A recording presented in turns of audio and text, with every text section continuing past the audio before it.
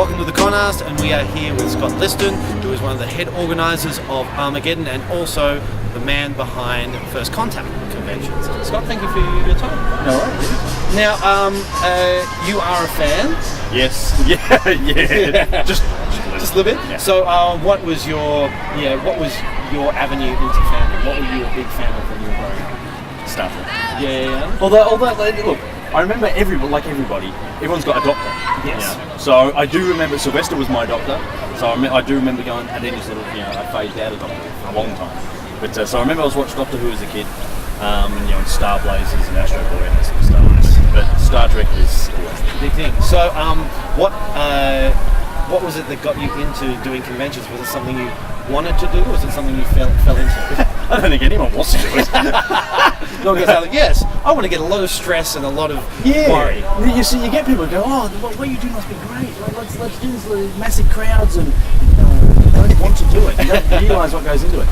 It fell into it. Yeah. Everybody falls into it. I was attending conventions long before I was organising them, and it was just the fact that the people who were running them at the time, well back in the day, that were doing them in Melbourne stopped.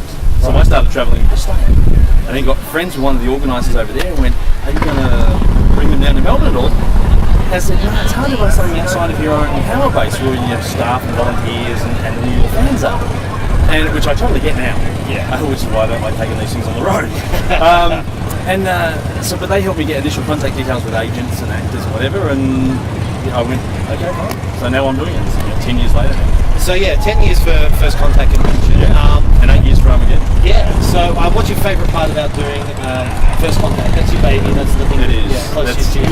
It is. It's that whole first love thing, The great thing about it is there's no sore feet, as you can appreciate. Yeah. It's all running around with them. It's much more relaxed. Everyone knows each other. We're all there for it's all just Doctor Who fans at the Doctor Who convention. It's just Star Trek fans at Star Trek convention. Where here at Armageddon it's a bit of everything. Which is all good because we've all got that common, we're all nuts. But yes, we are. Yeah. But at the one-day shows, after doing a few of them, we're on our third Lords of Time show. That's right.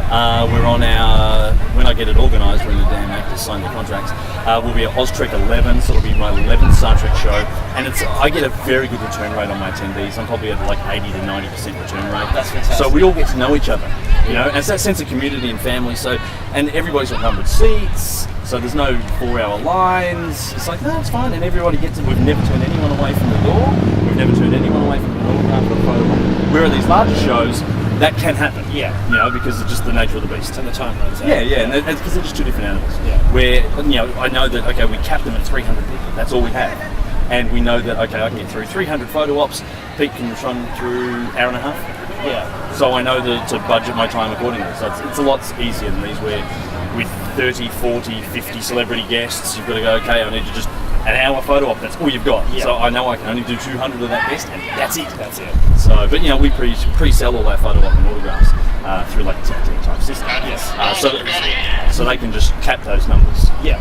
Now, you've had to embrace other fandoms along the way? Yeah. Have you become educated, or is it a case of there's just too much to take in? It's funny you ask that. Yeah, I sort of hadn't read comics. And then Bill, one of the other owners on Armageddon, is like, dude, you're running a comic club. You've got to read them. Yeah. And so it was the Civil War that got me back into the Marvel stuff, and then it merged off into, I now read Green Lantern and all this sort of stuff as well. Brilliant. Iron Man and Green Lantern are my thing. Good choice. And then I was having a conversation with a couple of attendees earlier. They've come up and said that they love the wrestling, and they're like, we love this guest, this, that, and a couple of them I'm just going, No idea. But then, I knew who they were. I didn't even watch wrestling. Yeah. But I've had to learn who would be a good guest that the wrestling fans would like to meet. Exactly. So like Hacksaw Jim Duggan, we know, WWE Hall of Famer. That is very impressive. They like it. Yeah. I didn't know who he was before this weekend. But he's a great guy. So how do people keep in touch with you or with First Contact Conventions? Where's the best place to find out more information about what you're doing? Or if you Facebook and use Facebook search, the First Contact Conventions Armageddon Expo Oz is the Australian page for that. Yeah. Otherwise you've got our websites, which is firstcontactconventions.com.au. You've got to make it easy to find. Exactly. You don't want it to be a hard effort. No, you don't want to make it too hard. Exactly. Thank you so much for your time, Scott. No, anytime. This is Conquest.